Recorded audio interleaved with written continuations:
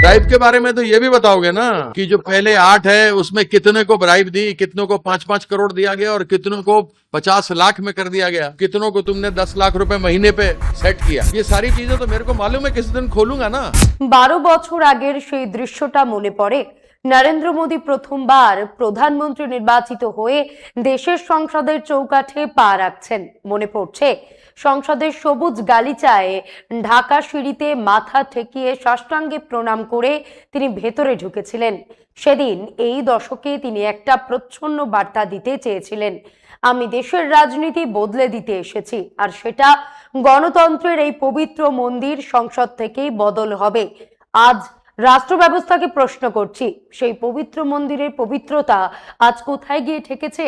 তারই ছত্রছায়ায়, তারই জামানায় দেশের এক একটি রাজনৈতিক দলকে কিভাবে টুকরো টুকরো করে দেওয়া হচ্ছে।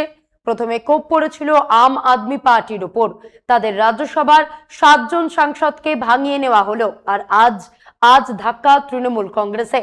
মমতা বন্দ্যোপাধ্যায়ের দলের একজন বা দুজন নয়, এক লপ্তে 19 জন সাংসদকে ভেঙে বের করে নিয়ে যাওয়া হলো। নমস্কার, আমি মধুরিমা ভৌমিক আর দৈনিক সংবাদ অনলাইনে আপনারা দেখছেন। সত্যি আসলে বেদনাদায়ক। সবচেয়ে লজ্জার বিষয় হলো এই ভাঙনের পেছনের কুৎসিত গল্পটা। অভিযোগ উঠছে প্রকাশ্য বাজারে যেভাবে সওদা হয় ঠিক সেই কায়দায় এক একজন সাংসদকে কেনা হয়েছে। দরদাম নির্ধারণ করা হয়েছে মাথা পিছু 5 কোটি টাকা। পবিত্র মন্দিরের অলিন্দে দাঁড়িয়ে শর্ত নাকি একটাই, 5 কোটি টাকা ধরো, মমতার দল ছাড়ো, আর এই কাগজে সই করো। আর এই মারাত্মক অভিযোগ বাইরের কেউ তুলছে না, স্বয়ং তৃণমূলের সেই সাংসদ হাটে হাড়ি ভাঙছেন, যিনি এই লোভের টোপ গিলে নিজেদের মেরুদণ্ডটা বিক্রি করে দেননি।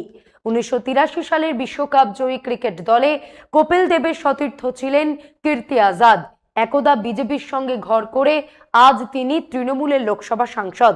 একজন বিশ্বজয়ীর একটা নিজস্ব চরিত্র থাকে, একটা আত্মসম্মান থাকে। আরেকবার শুনুন তৃণমূলের সংসদীয় দল ভাঙানোর খেলা সম্পর্কে কীর্তি আজাদ কি বলছেন। जिन एमपीओ ने साइन नहीं किया था उनके घर में बीजेपी के लोग बैठे हुए थे, पुलिस बाहर से गार्ड कर रही थी उनको। बहुतों को तो घर तोड़ दिए गए, भंगचूर कर दिया गया, फैमिली को डराया धमकाया गया। बहुत सारे तो डर के आए हैं। भापी हालदार है जिसका तो घर पर पूरा तोड़ दिया, तो कांप रहा था। फर्स्ट टाइम का एमपी है, यंग आदमी है, उसने साइन किया है। 2 लोग और हैं, मिताली बाग का भी वही हाल किया इन्होंने, वो भी फर्स्ट टाइमर है बेचारी, उसका भी भंगचूर, पूरा भंगचूर मतलब तोड़ फोड़ कर दिया। सारा ये निशिकांत दुबे के घर से हो रहा, मुझे मालूम है। उसके घर में आदमी है मेरा जो मुझे बताता है क्या है क्या नहीं। কীর্তি আজাদ টাকার লোভকে প্রত্যাখ্যান করেছেন। কুর্নিশ জানাতে হবে বর্ষিয়ান সাংসদ সৌগত রায়কেও। টোপ নাকি তার কাছেও এসেছিল, কিন্তু তিনি তা ফিরিয়ে দিয়েছেন। একই কথা প্রযোজ্য মহুয়া মৈত্র বা অন্য আরো 2-1 সাংসদের ক্ষেত্রেও, যাদের কাছে দল বা ব্যক্তিগত রাজনৈতিক মতাদর্শটাই সব থেকে বড় হয়ে দেখা দিয়েছে। কিন্তু মুদ্রার উল্টো পিঠটা বড়ই অন্ধকার। দলের একটা বড় অংশ সাংসদ কিন্তু অবলীলায় সেই খাতায় সই করে দিয়েছেন এবং পেমেন্ট পকেটে পড়েছেন। আবার দল ভাঙানোর এই খেলায় সবার দর কিন্তু এক ছিল না। যাদের বিরুদ্ধে ইডি, সিবিআই বা দুর্নীতির মামলা ঝুলছিল, যাদের রাজনৈতিক ভাবমূর্তি এমনিতেই কালিমা লিপ্ত, তাদের কপালে 5 কোটি জোটেনি। কীর্তি আজাদ সংবাদ সংস্থা এএনআই এর ক্যামেরার সামনে বসে বলেছেন, যাদের ভাবমূর্তিতে কালির দাগ আছে তাদের বলা হয়েছে তোমাদের 50 লক্ষ টাকা দেওয়া হবে, আর সঙ্গে বোনাস হিসেবে ফাইল ধামাচাপা দিয়ে মামলা খতম করে দেওয়া হবে। কীর্তি বলছেন এমনকি কিছু সাংসদকে নাকি প্রতি মাসে 10 লক্ষ টাকা করে কিস্তিতে দেওয়ার রফা হয়েছে, যতদিন তারা সংসদ পদে বহাল থাকবেন। ভাবা যায় ভারতের আইনসভার জনপ্রতিনিধিদের নিয়ে কি নজিরবিহীন এবং প্রাতিষ্ঠানিক কেনাবেচার কারবার চলছে। দলত্যাগ বিরোধী আইন অনুযায়ী তৃণমূলের মোট 29 জন সাংসদের মধ্যে দল ভাঙতে গেলে অন্তত 2/3 অর্থাৎ প্রায় 19 থেকে 20 জন সাংসদের সই প্রয়োজন ছিল। কিন্তু দিল্লির ক্ষমতার অলিন্দে কেন্দ্রীয় মন্ত্রী ভূপেন্দ্র যাদবের সরকারি বাসভবনে বসে যখন এই নীল নকশা তৈরি হচ্ছিল, তখন দেখা গেল সওদার অঙ্কটা 13 থেকে 14তে গিয়ে আটকে গেছে। কিছুতেই সংখ্যা মিলছে না। এরপরেই শুরু হলো এই নাটকের দ্বিতীয় এবং সবচেয়ে অন্ধকার পর্ব। বাংলার প্রত্যন্ত গ্রামে বা মফস্বলে থাকা যে সমস্ত সাংসদেরা টাকার লোভে পা দেননি কিংবা ভয়ে গা ঢাকা দিয়েছিলেন, তাদের উপর শুরু হলো রাষ্ট্রপতির নগ্ন আস্ফালন। ক্যামেরার সামনে সেই ক্রিকেটীয় কনফিডেন্স নিয়ে কীর্তি আজাদ বলছেন, সই না করা সাংসদদের বাড়ির বাইরে মোতায়েন করে দেওয়া হলো পুলিশ, আর ঘরের ভেতরে গিয়ে বসলো দল বদলু এবং ক্ষমতার দালালেরা। প্রথমবারের তরুণ সাংসদ মথুরাপুরের বাপি হালদারের বাড়ি ঘর ভাঙচুর করা হলো, পরিবারকে হুমকি দেওয়া হলো, প্রাণ ভয় এবং সর্বস্ব হারানোর আশঙ্কায় শেষ পর্যন্ত অনেকেই কাঁদতে কাঁদতে সই করতে বাধ্য হয়েছেন। কীর্তি আজাদকেও অনবরত মুখ বন্ধ রাখার হুমকি দেওয়া হচ্ছে, কিন্তু দমবার পাত্র তিনি নন। এই মুহূর্তে তিনি যেন এক নির্ভীক যোদ্ধার ভূমিকায় অবতীর্ণ হয়েছেন। তবে এই লড়াইটা শুধু তৃণমূল কংগ্রেস সৌগত রায় বা মমতা বন্দ্যোপাধ্যায়ের একার অস্তিত্বের লড়াই নয়। রাজধানী দিল্লির গুজরাট লবির পরবর্তী নিশানা আরো অনেক বিরাট বড়। বাংলাকে কার্যত বিরোধী শূন্য করার পর তাদের পরবর্তী লক্ষ্য এবার পশ্চিম ভারত। এবার কোপ পড়তে চলেছে ভারতের রাজনীতির অন্যতম প্রবীণ চাণক্য শরদ পাওয়ারের দলের ওপর। একটা জিনিস খেয়াল করুন, মমতা বন্দ্যোপাধ্যায় একদম নীরব। যে কোনো বিষয়ে যাকে সবাই কথা বলতে দেখতে অভ্যস্ত, তিনি একদম নীরব। চরম নীরবতা অনেক সময় এক বিধ্বংসী ঝড়ের পূর্বাভাস দেয়। মমতার নীরবতাও কি তাই? পোড় খাওয়া নেত্রীর এই নীরবতা তা যেমন এক পক্ষের জন্য স্বস্তির, অন্য পক্ষের জন্য তেমনি মারাত্মক আশঙ্কাজনক হতে পারে। চারিদিকে এত বড় কাণ্ড ঘটে গেল, তৃণমূলের অন্দরমহল কার্যত তছনছ হয়ে গেল, অথচ যে মমতা বন্দ্যোপাধ্যায় চিরকাল যে কোনো অন্যায়ের বিরুদ্ধে গর্জে ওঠেন, তিনি এই বিদ্রোহ নিয়ে সম্পূর্ণ চুপ কেন? নিশ্চিত জানুন, এই রহস্যময় নীরবতার নেপথ্যে এক মস্ত বড় রাজনৈতিক চিত্রনাট্য তৈরি হচ্ছে। যে মমতা 24 লোকসভা নির্বাচনের আগে বুক ঠুকে বলেছিলেন কংগ্রেস গোটা দেশে 40টা আসনও পার করতে পারবে না, আজ পরিস্থিতি এমন জায়গায় ঠেকেছে যে সেই মমতাকে সোনিয়া গান্ধীর দরবারে কড়া নাড়তে হচ্ছে। অভিষেক বন্দ্যোপাধ্যায় চুপি চুপি বৈঠক করছেন রাহুল গান্ধীর সঙ্গে। দিল্লির অলিন্দে ফিসফাস শুরু হয়েছে। তবে কি এবার কংগ্রেসে বিলীন হয়ে যেতে চলেছে তৃণমূল? মুখে কোনো পক্ষই কিছু স্বীকার করছে না, করার কথাও নয়। ধোঁয়া যখন উঠেছে, আগুন তো নিশ্চয়ই আছে। আগুন যে লেগেছে তা স্পষ্ট। দিল্লির ইন্ডিয়া জোটের বৈঠকে যোগ দিয়ে মমতা যখন কলকাতায় ফিরছেন, তখন তার ঘরের চৌখাটে কড়া নাড়ছে সিআইডি। দল ভাঙার এই খেলায় সবচেয়ে বড় ধাক্কাটা কিন্তু মতাদর্শের নয়, বিশ্বাসের। 2 বছর আগেও যারা মমতার ছবি সামনে নিয়ে নেত্রীর ভাবমূর্তিকে সামনে রেখে ভোটে লড়লেন, জিতলেন, তারা আজ একদম অন্য সুরে কথা বলছেন। আবারও উল্টো ছবিও রয়েছে। যার আনুগত্য নিয়ে অনেকের মনেই খটকা ছিল, সেই বিহারী বাবু শত্রুঘ্ন সিনহার কিন্তু এখনো দিদির পাশেই দাঁড়িয়ে রয়েছেন। বিজেপি থেকে আসা গায়ক রাজনীতিক, প্রথম মোদী সরকারের মন্ত্রী বাবুল সুপ্রিয় মমতার সঙ্গ ছাড়েননি। চারদিক থেকে ধেয়ে আসা এত চাপ, এত শর্তের পরেও মমতা কিন্তু এখনো মাইক হাতে পথ কাঁপাতে নামেননি। তিনি স্থির, শান্ত। একটি প্রত্যাঘাতের নীল নকশা তৈরি হচ্ছে। আসলে মমতা বন্দ্যোপাধ্যায় রাষ্ট্রীয় শাসকের সর্বোচ্চ স্তরের এই অপারেশন লোটাসের চরিত্রটা খুব ভালো করেই চেনেন। তিনি জানেন এই মুহূর্তে ক্ষমতার দম্ভে যে ঝড়টা বইছে, তার সামনে বুক চিতিয়ে দাঁড়ানোর চেয়ে ঝড়টাকে বয়ে যেতে দেওয়া অনেক বেশি কৌশলী সিদ্ধান্ত। তিনি ঝড় থামার অপেক্ষা করছেন। কূটনীতিতে অস্ট্রিচ পলিসি বা উটপাখি নীতি বলে একটা দারুণ কথা আছে। মরুভূমিতে যখন প্রবল ধূলিঝড় ওঠে, তখন উটপাখি নাকি কোনো প্রতিরোধ না করে চুপচাপ বালিতে মুখ গুজে পড়ে থাকে। সে ঝড়ের সঙ্গে লড়াই করে শক্তি নষ্ট করে না, বরং ঝড়টাকে নিজের ওপর দিয়ে বয়ে যেতে দেয়। সে জানে ঝড় একদিন থামবেই, আর মরুভূমি শান্ত হলে সে আবার নিজের চেনা ছন্দে রাজত্ব করবে। আজকের বাংলার রাজনীতিতে মমতা বন্দ্যোপাধ্যায়ের অবস্থান ঠিক এই উটপাখি নীতির মতোই।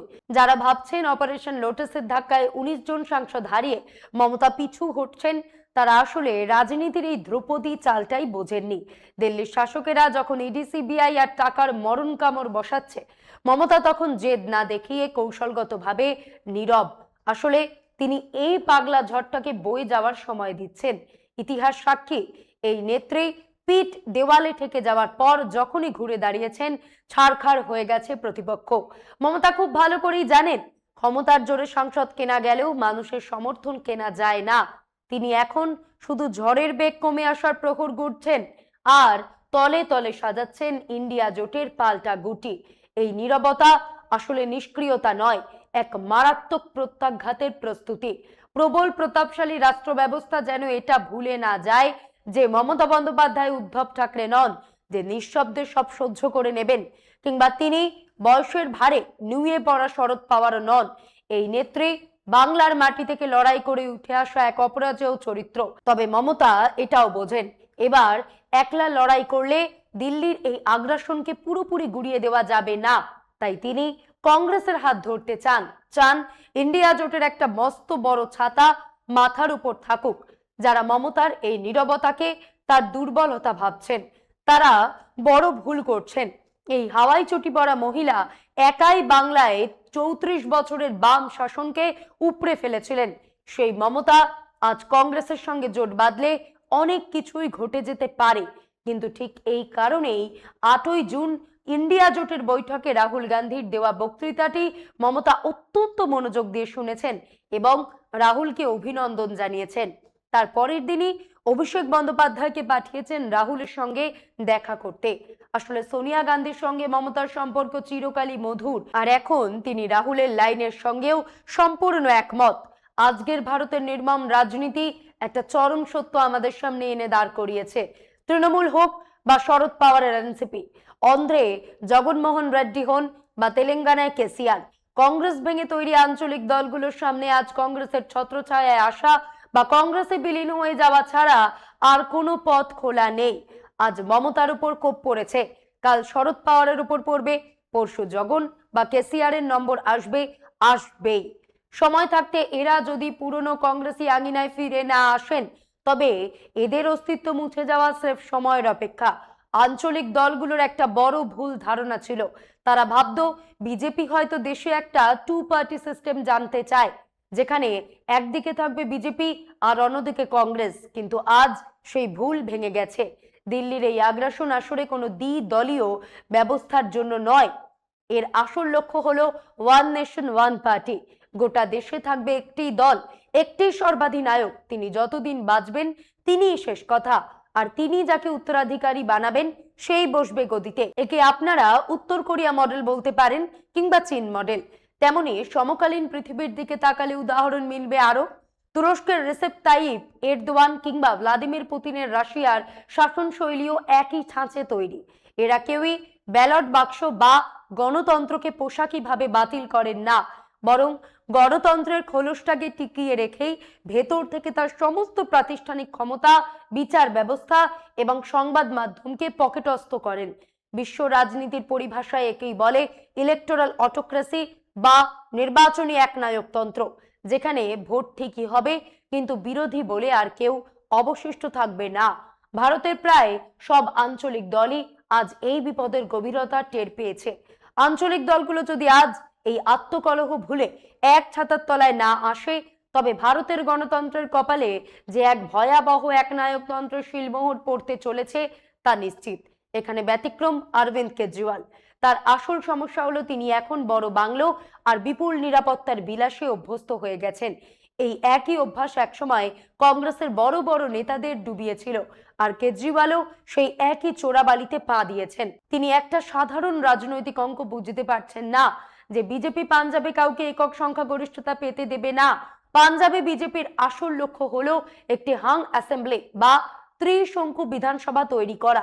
বিজেপি খুব ভালো করেই জানে যে সেখানে নিজের ক্ষমতায় সরকার গড়া তাদের পক্ষে অসম্ভব, তাই পরিস্থিতি এমন করা হবে যাতে আম আদমি পার্টি, কংগ্রেস বা আকালি দল কেউ যেন এককভাবে সরকার গড়তে না পারে।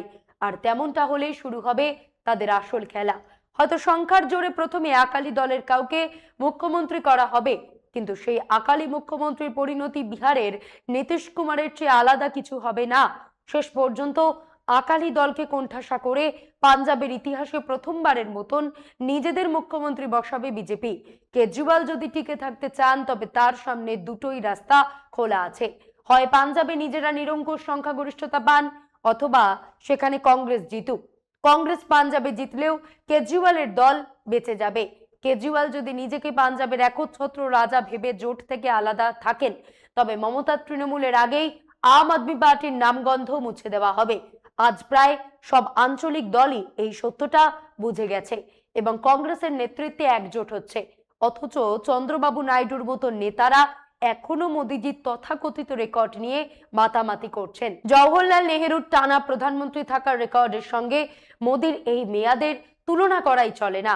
রাজনৈতিক স্বার্থে নেহেরুর 1947 থেকে 1952 সালের অন্তর্বর্তী কার্যকালকে যারা আজ অস্বীকার করতে চাইছেন তারা আসলে ইতিহাসকে অপমান করছেন।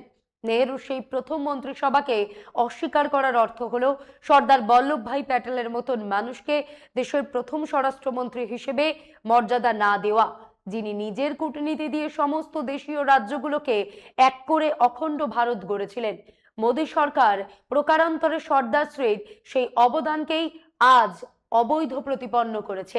শুধু প্যাটেল নন, সেই জামানাকে ছোট করার অর্থ ভারতীয় সংবিধানের স্থপতি বাবা সাহেব আম্বেদকরের আইনমন্ত্রী হিসেবে করা সমস্ত পরিশ্রমকে নস্যাৎ করে দেওয়া।